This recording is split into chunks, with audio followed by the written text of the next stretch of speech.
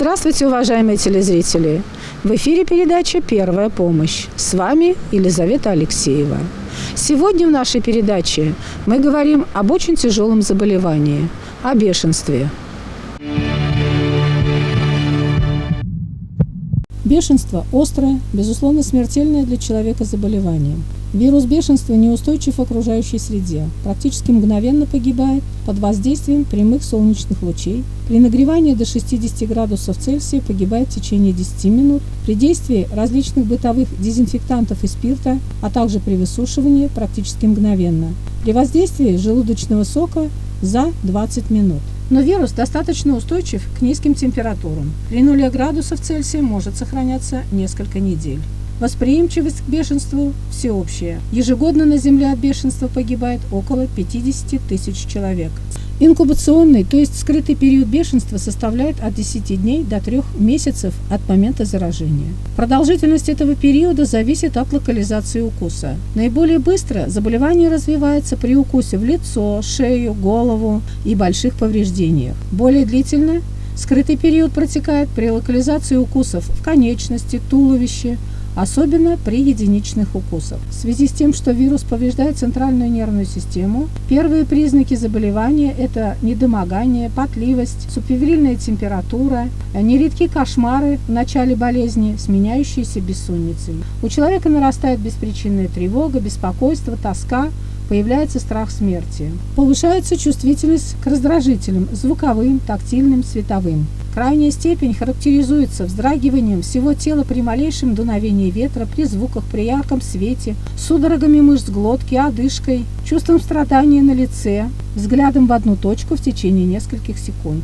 Часто на этом фоне при прогрессировании заболевания возникает возбуждение. Больные мечутся, взывают о помощи, могут приходить в яростное состояние с помрачением сознания. Дерутся, рвут одежду, могут ударить окружающих или укусить. А затем наступает состояние относительного покоя. Сознание проясняется, поведение становится вполне адекватным. Наиболее известный симптом бешенства – гидрофобия, когда при попытке выпить воды или даже при виде воды или мысли о воде развивается характерный судорожный приступ. Начинается обильное слюноотделение. Если во время одного из судорожных приступов не наступает смерть, развивается период параличей. Исчезают приступы, возбуждение и страх, больные начинают питаться и пить воду. Данное состояние можно принять за улучшение и тенденцию к выздоровлению. Однако это является признаком скорой смерти. Смерть неизбежно наступает от паралича дыхательного и сосудистого центра на 6-8 день болезни. Бешенство у детей имеет более короткий инкубационный период и чаще протекает в тихой форме без выраженного периода возбуждения. Сегодня я вам расскажу об опасном заболевании животных – бешенстве. 28 сентября мировая общественность отмечает Всемирный день борьбы с бешенством, который проводится с 2007 года по инициативе Глобального альянса по контролю данного заболевания. Этот день призван привлечь внимание каждого к проблеме распространения бешенства. Бешенство – это острое инфекционное заболевание животных и людей, вызываемое вирусом, при котором поражается центральная нервная система и которое всегда заканчивается смертельным исходом. Первостепенной задачей специалистов ветеринарной службы Канарского района была и остается охрана отраслей животноводства, личных подворьев граждан от бешенства. На территории Канарского района эпизоотическая обстановка по бешенству животных остается напряженной с конца 90-х годов. С этого времени отмечается постепенное возрастание числа случаев бешенства. В 2008 году в районе было зарегистрировано 13 случаев, в 2009 – 4, в 2010 также 4, в 2011 – 1, в 2012 – 2, в 2013 – 2, в 2014 также 2, в 2015 – 4, в 2016 – 1 случай и в 2017 случаев заболевания не регистрировалось. В 2018 году возникло 2 случая заболевания бешенством.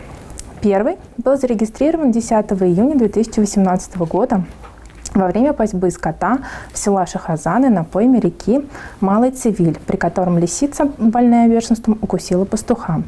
Второй случай возник 12 сентября 2018 года, когда лисица, больная бешенством, укусила работника СК «А-строй» во время прокладки кабеля оптоволокна в траншеи возле деревни Новое Урюмово. Во всех случаях выявления бешенства ветеринарными специалистами принимались все необходимые меры по ликвидации эпизоотического очага и предупреждению новых случаев возникновения болезни. Работа проводится в тесном контакте с администрациями сельских поселений, санитарной и медицинскими службами. Учитывая сохраняющийся высокий риск распространения бешенства в районе, с 2008 года и по сегодняшний день проводится плановая профилактическая вакцинация не только собак и кошек, но и сельхозживотных.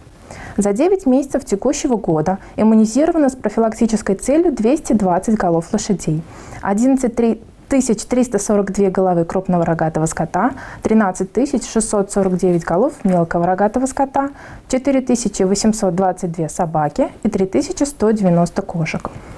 Ежегодно совместно с егерями на территории охотугодий Канарского района раскладывается оральная вакцина против бешенства для диких плотоядных животных. Восприимчивость. Бешенством болеют практически все наземные млекопитающие, в первую очередь плотоядные животные из семейства собачьих, кошачьих, куньих и енотовых. Могут также болеть птицы, дикие и домашние, грызуны, летучие мыши. Кроме этого, болеет этим заболеванием и человек. Возбудителем бешенства является вирус, содержащийся в слюне больного животного. Заражение возможно не только при укусе, но и через слюну, попавшую на слизистую оболочку глаз, или при чихании больного животного через микротрещины на коже. Клинические проявления заболевания зависят от формы данной болезни. Длительность инкубационного периода, то есть периода, предшествующего проявлению симптомов заболевания у животных, составляет от недели до нескольких месяцев. Иногда от 5 до 10 дней проявления болезней животное является уже заразным. Различают 3 формы проявления бешенства. Первая форма – буйная, протекает в несколько этапах. Характерным признаком заболевания животных в первой стадии следует считать изменение поведения. Злобное животное становится ласковым, беспричинно оживленным, старается лизнуть лицо хозяина. Доброе становится злым, раздражительным, не идет на зов хозяина, забивается в темные углы. Животное отказывается от любимой еды, но заглатывает несъедобные предметы, такие как дерево, камни и другие. Иногда отмечается повышенная чувствительность к свету и шуму. Для заболевших диких животных такими изменениями будет желание идти на контакт с человеком. Здоровое дикое животное никогда добровольно к человеку не подойдет и убежит при любой попытке приблизиться. Начальная стадия заболевания сменяется второй, стадией возбуждения, при которой раздражительность животного повышается, возникает его агрессивность. Оно может без видимой причины напасть на человека и даже его укусить. Больные животные бросаются на человека или на других животных, грызут различные предметы.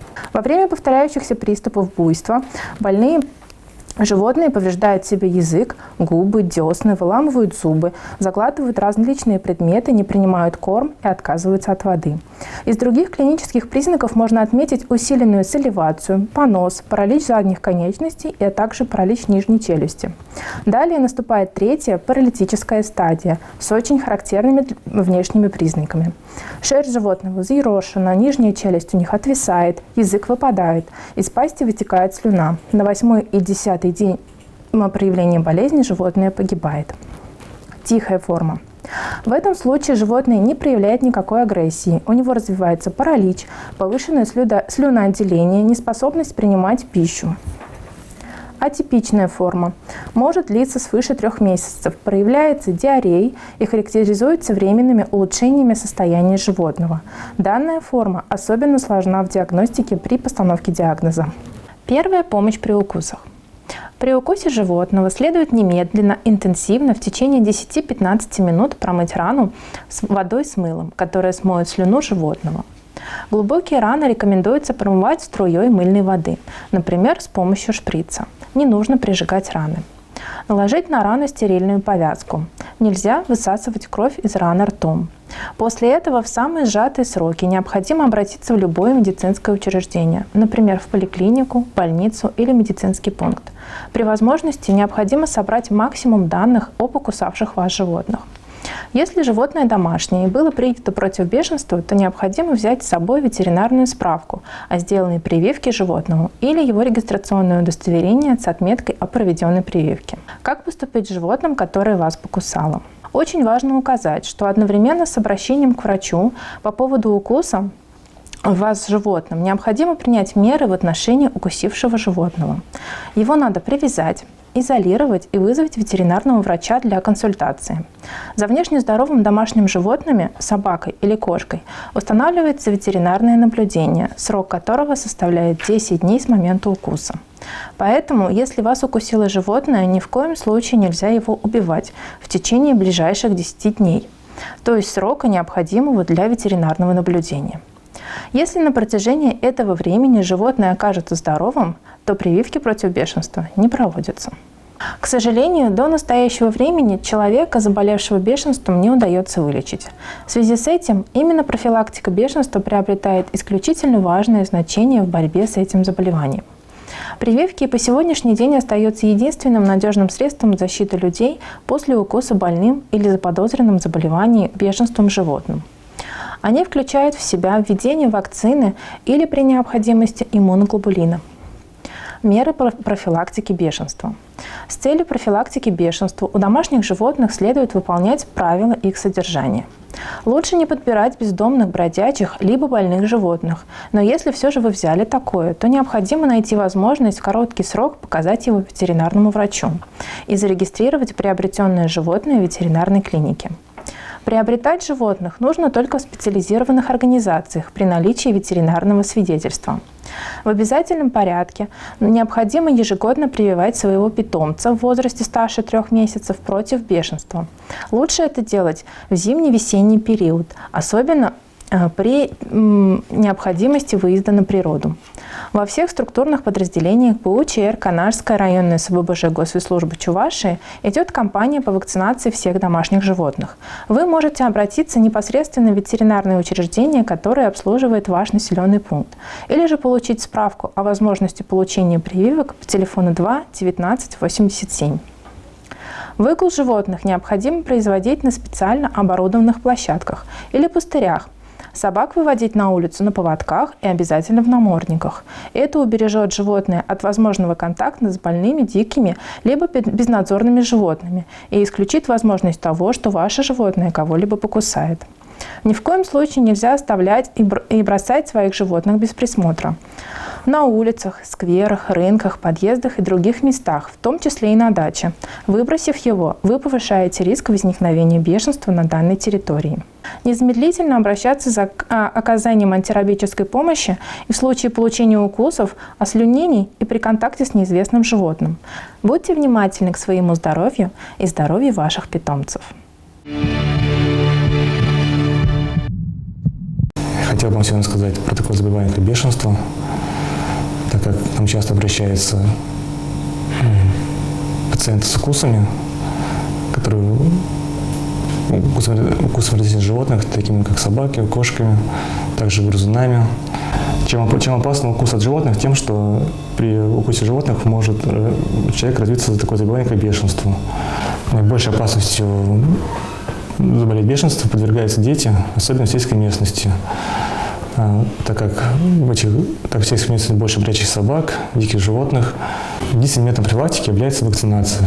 Поэтому при укусе любым животным вам необходимо обратиться в травмпункт, где вам будет оказана медицинская помощь, где выполнят обработку раны, также при необходимости хирургическую обработку раны и выполнить вакцинацию. Далее надо будет наблюдаться у травматолога места жительства и проводить дополнительные прививки. Наша передача подошла к концу. До свидания. Берегите себя и своих близких.